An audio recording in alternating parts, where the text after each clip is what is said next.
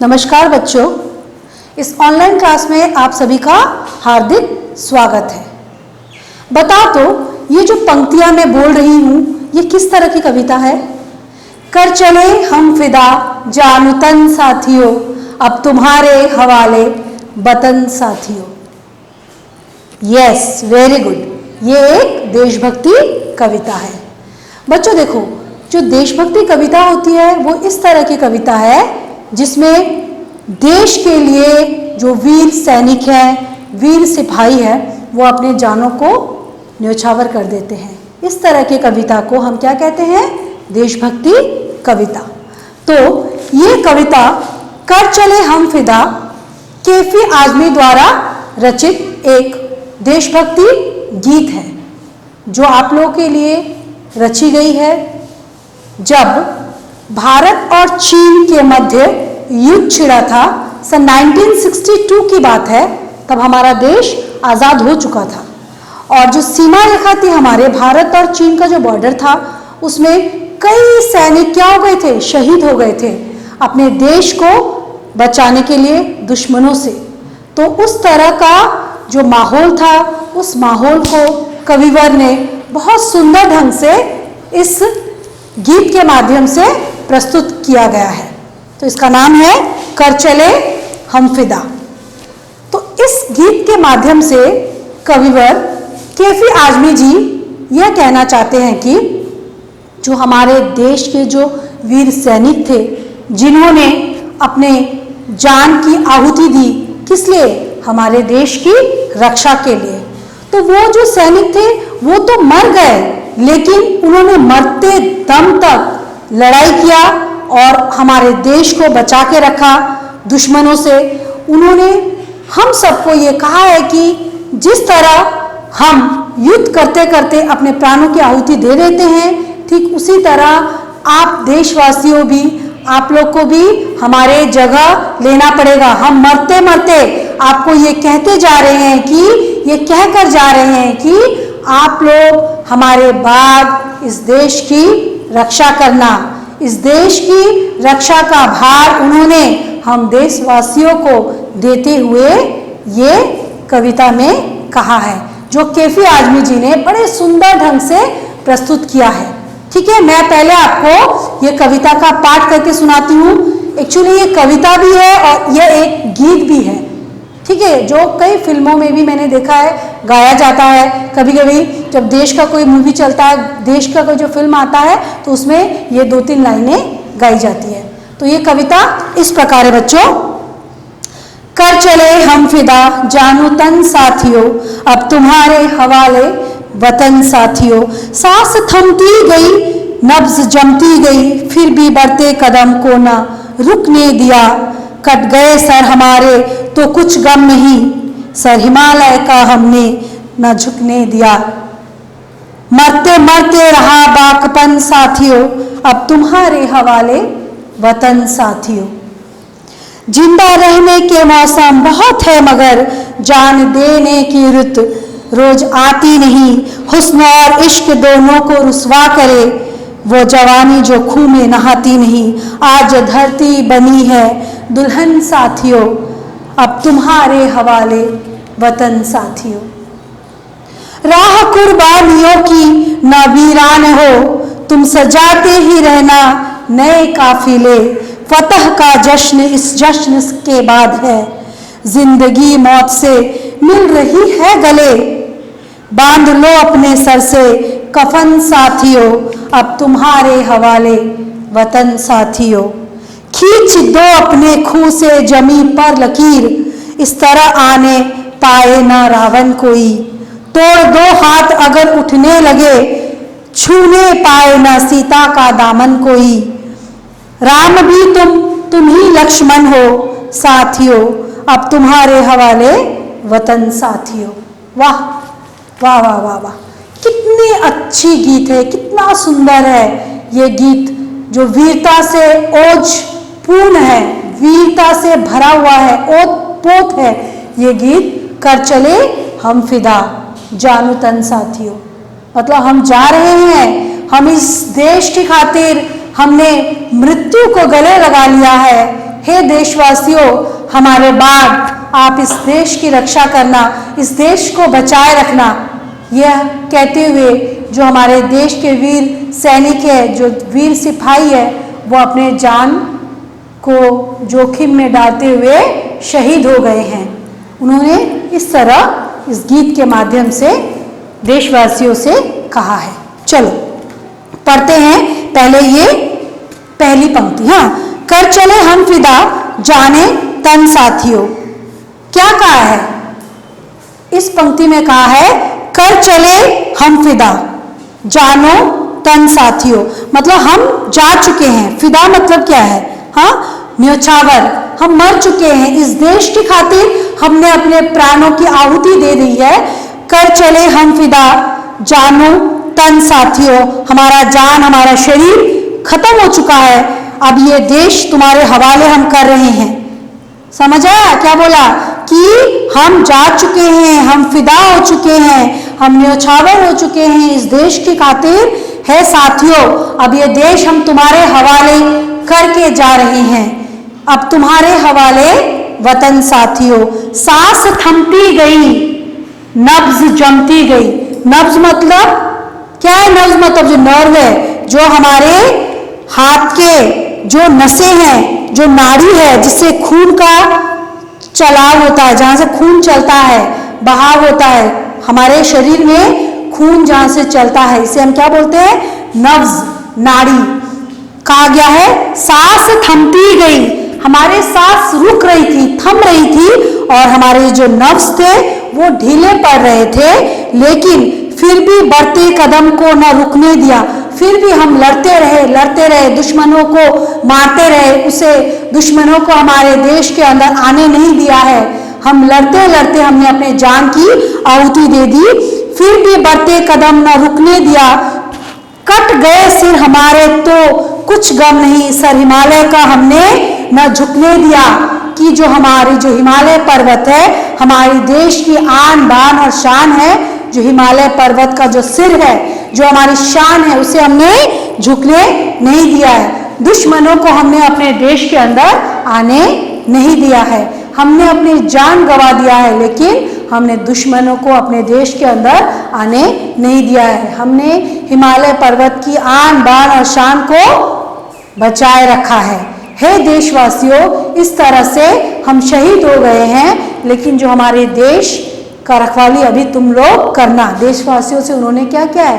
प्रेरणा किया है। उन्होंने उन्हें कहा है कि हमारे देश को तुम बचा के रखो। मरते मरते रहा बागपन साथियों, अब तुम्हारे हवाले वतन साथियों।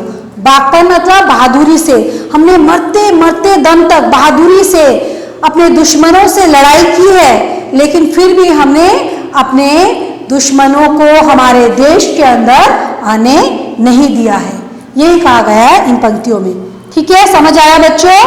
यस। उसके बाद कहा गया है जिंदा रहने के मौसम बहुत है, मगर जान देने की रुत रोज आती नहीं। इन्होंने कहा है कि जिंदा रहने के तो बहुत मौसम है, हम जिंदा रहने के लिए तो हमारे पास बहुत समय है, खुशी के दिन हमारे पास बहुत आते हैं। आज ईद, कुछ दिन बाद दुर्गा पूजा, दीपावली, रक्षाबंधन, एक के बाद एक पर्व आते रहते हैं, शादी ब्याह उत्सव बहुत आते हैं। जिंदा रहने के रुत बहुत है, मगर बहुत दिन आते हैं, जिंदा रहने के लिए बहुत अवसर है, लेकिन जो मरने का क्या बोला है? जान देने की रुत रोज आती नहीं। जो देश के लिए जान देने का जो रुत है, वो समय है, वो मौसम है, वो हमेशा नहीं आती है। जिंदा रहने के लिए तो बहुत समय है हमारे पास, बहुत दिन आते हैं, बहुत अच्छे अच्छे समय हमारे पास हैं जिंदा रहने के लिए, लेकिन मरने के लिए, देश के लिए मरने के लिए जो मौसम है, वो रुत है, वो हमेशा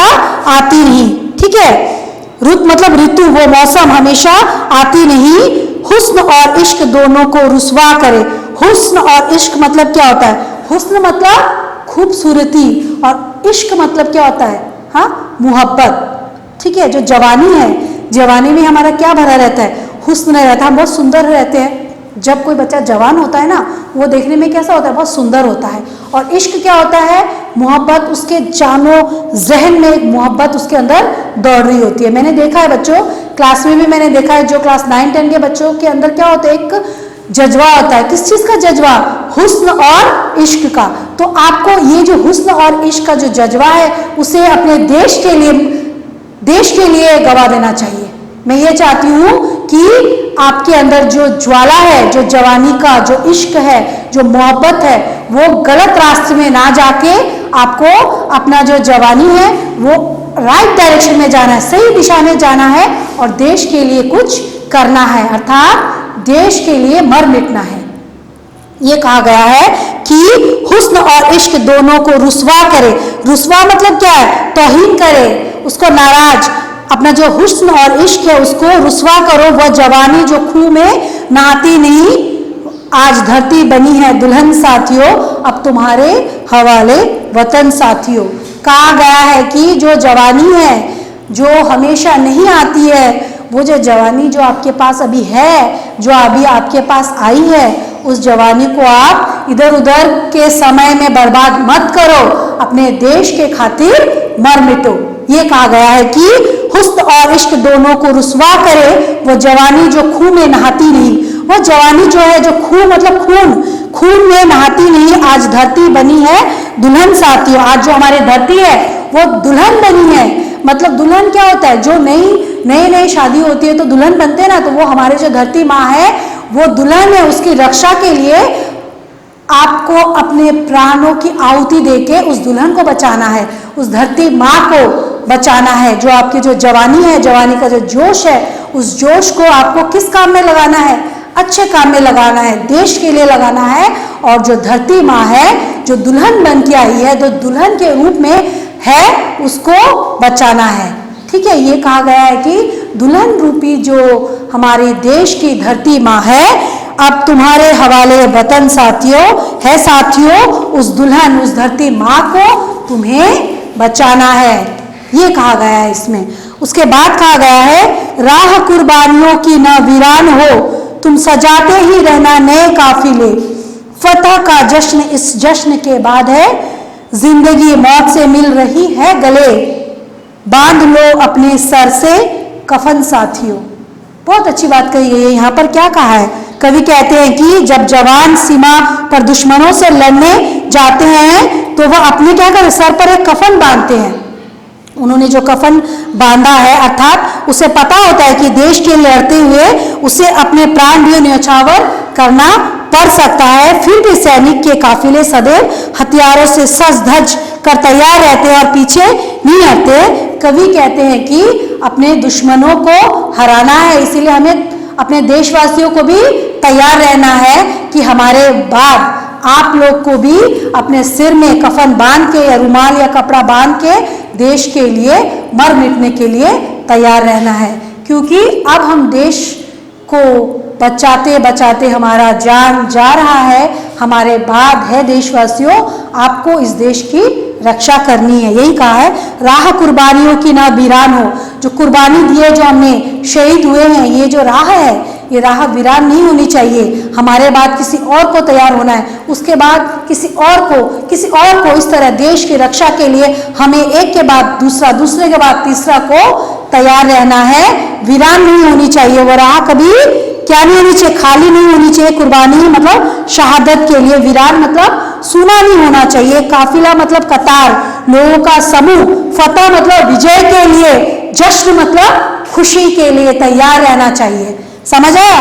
राह कुर्बानियों की ना वीरान हो, तुम सजाते ही रहना नए काफिले। हम यदि मर जाते हैं तो तुम्हें नए काफिले सजाना है। काफिले मतलब नए कतार, नए लोगों को देश के लिए मरने के लिए तैयार रहना है। फतह का जश्न इस जश्न के बाद है। फतह मतलब विजय, जीत। जब हम जीत जाएंगे तो इससे खुशी और क्या हो सकती है? हम देश के लिए शहीद हो गए हैं, देश के लिए हमने मृत्यु को गले लगा लिया है। इससे ज्यादा खुशी आपको किस में मिल सकती है? बताओ। इससे बड़ा खुशी कुछ नहीं हो सकता जो देश के लिए मर मिटता है। यही कहा गया है, फतह का जश्न इस जश्न के बाद है, जिंदगी मौत से मिल रही है गले। अभी हम मरने वाले हैं देश की रक्षा करते करते। हमारा जो मौत है वो किससे, क्या बोला है? जिंदगी हमारी मौत से गले मिल रही है, बांध लो अपने सिर से कफन साथियों। मतलब हमारे बाद है देशवासी, तुम्हें भी हमारे इस जगह पर आना है और हमारा जो जगह है, हमारा जो वीरता का, जो बहादुरी का, जो हमारी जो जगह है, हमारा जो पोजीशन है, वो आप लोग को लेना है देशवासियों। क्योंकि ये राह हम वीरान नहीं होने देंगे, ये राह को हम खाली होने नहीं देंगे। हमारे बाद तुमको तैयार रहना है देश के लिए मर मिटने के लिए। समझ आया बच्चों?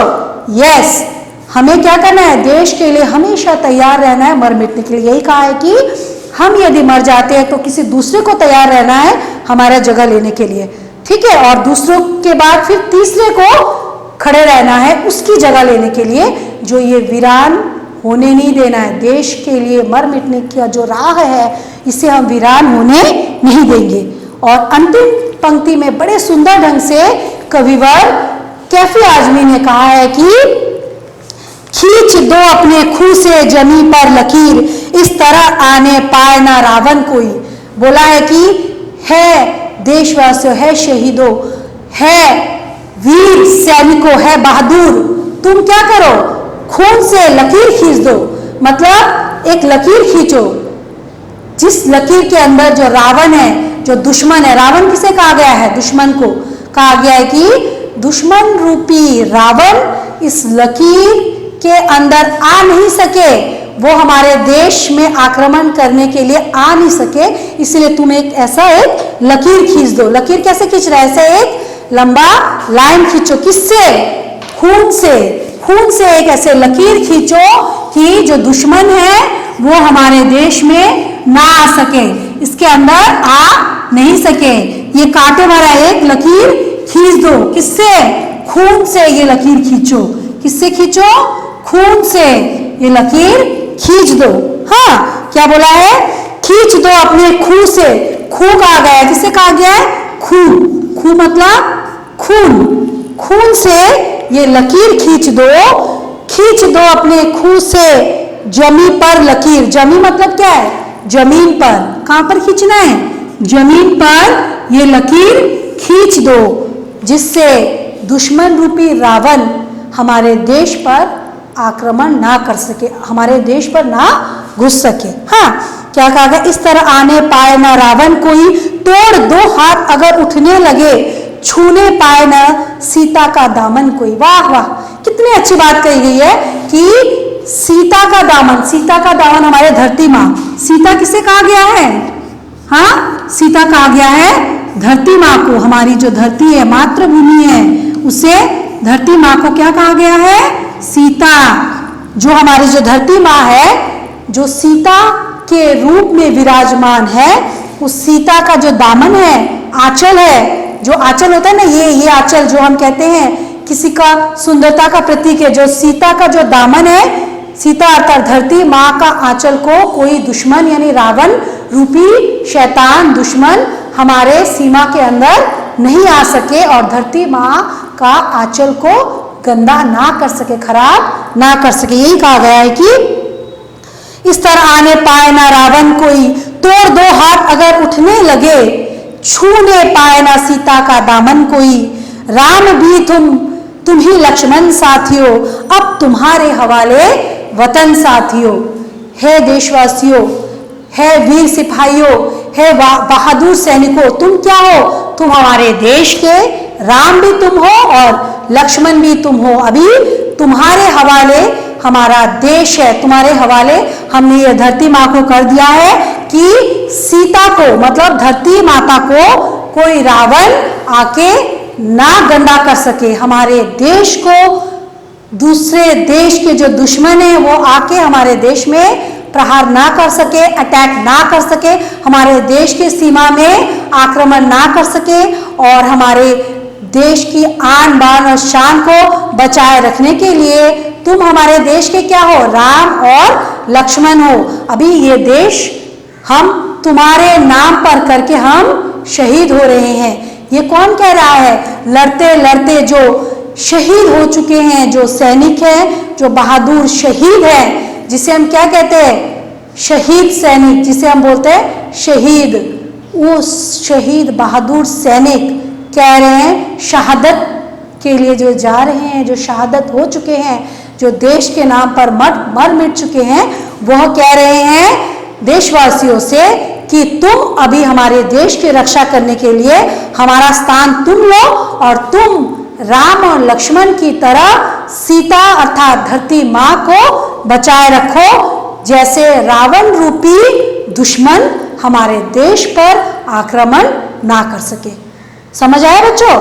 ठीक से मैंने अच्छे से समझाया है कि खींच दो अपने खून से जमीन पर लकीर, खून से जमीन पर एक लकीर खींच दो कि जो दुश्मन रूपी रावण है वो धरती माँ सीता पर कोई आक्रमण ना कर सके, सीता का आंचल खराब ना कर सके।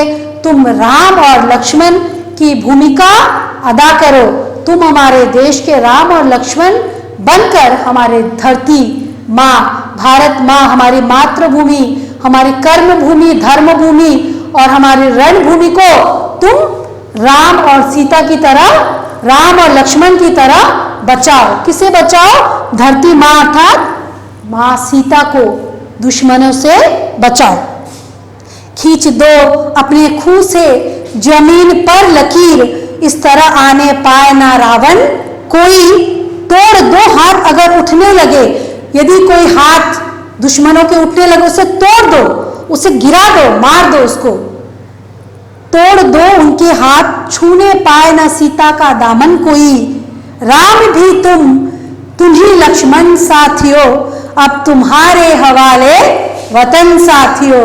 हमने ये जो हमारा वतन है, ये भारत माँ है, हम जाते जाते हे देशवासियों हम तुम्हारे हाथ में देते हुए जा रहे हैं कि ये वतन की रखवाली अभी तुम करो, अभी ये वतन की रखवाली तुम्हें करना है, ये तुम्हारे हवाले हम दिए जा रहे हैं। समझ आया बच्चों? कितना अच्छा पोएम है ये, देश भक्ति से ओत पोत ये कविता है। कर चले हम फिदा जानू तन साथियों, अब तुम्हारे हवाले वतन साथियों। ये भारत और चाइना का जो युद्ध हुआ था 1962 को, तब जो वीर शहीद हुए थे जो सैनिक, उन्होंने मरते मरते अपने देशवासियों को ये कहा था कि हम तो जा रहे हैं लेकिन ये वतन तुम्हारे हवाले करके जा रहे हैं, हमारे बाद भी तुम इस वतन को देख के रखना, इनका ख्याल रखना और तुम भी हमारे तरह शहीद हो जाना तो तुम शहादत कहलाओगे, इस देश के लिए तुम एक वीर पुत्र कहलाओगे और ये देश का रखवाली करना अभी तुम्हारे हाथ पर हम दिए जा रहे हैं। समझा? ये कैफी आजमी ने बड़े सुंदर ढंग से ये कविता का रचना किया है। ये एक प्रार्थना गीत है। अभी मैं आपको एक क्वेश्चन दूंगी इससे कि आपको इसका उत्तर लिख के जब स्कूल खुलेगा तो वो कॉपी में उत्तर पुस्तिका में लिख के लाओगे और अपनी भाषा में लिखोगे। बच्चों आप लोग बुक से देख के नहीं लिखना है, रेफरेंस बुक से गाइड से देख के नहीं लिखोगे। आपके अंदर जो भावना जागती है, आप अपने देश के बारे में क्या सोचते हो, इस कविता से आपको क्या प्रेरणा मिली, क्या उद्देश्य, क्या संदेश मिला है, उसके बारे में ही आप अपनी भाषा में इसका उत्तर लिखोगे, बुक से नहीं देखना है। ओके, तो मैं ये प्रश्न आपको दे रही हूँ, ये आपका गृह कार्य है, आप नोट करो अपनी कॉपी में। एक ही प्रश्न दे रही हूँ जिसका उत्तर आपको लिखना है। प्रश्न है, कर चले हम फिदा पाठ के संदेश एवं उद्देश्य बताएं। इसी से आपको सारा कविता का इसका उद्देश्य संदेश क्या है पता चल जाएगा। कर चले हम फिदा, ये जो कविता है कर चले हम फिदा, कविता का उद्देश्य एवं संदेश, ठीक है, संदेश, उद्देश्य एवं संदेश अपने शब्दों में लिखो। अपने शब्दों में मतलब खुद लिखना है, बुक से नहीं देखना है बच्चों। बुक से बहुत देखा आप लोगों ने, अभी खुद लिखने का कोशिश करो क्योंकि अभी आप क्लास 10 में आ चुके हो। यदि बना के नहीं लिख सकते हो तो आपको अच्छे मार्क्स नहीं मिलेंगे। जो बच्चा खुद अपनी समझदारी से आंसर लिखता है, अपने शब्दों में लिखता है, उसको अच्छे मार्क्स मिलते हैं। कर चले हम फिदा कविता का उद्देश्य एवं संदेश अपने शब्दों में लिखो। ओके, तो ये प्रश्न आपका कितना मार्क्स का होगा? 7 मार्क्स का होगा। हाँ, तो ये यदि एक आंसर आप अच्छे से लिख लेते हो और समझ जाते हो तो आपको 7 में से 7 नहीं मिलने से 6 तो जरूर मिलेगा। ओके, उत्तर पुस्तिका में इसमें इसको लिखना है और स्कूल खुलने के बाद ये आप स्कूल में लेके आओगे, फिर मैं चेक करूंगी और जो बच्चा गाइड से या बुक से लिखेगा मुझे पता चल जाएगा, उसको तो मैं 0 दूंगी। और जो अपने भाषा में लिखता है, थोड़ा सा स्पेलिंग गलत होता है, कोई बात नहीं, मैं करेक्शन कर दूंगी, लेकिन अपनी भाषा में लिखना है बच्चों, ध्यान रखो। ओके, धन्यवाद।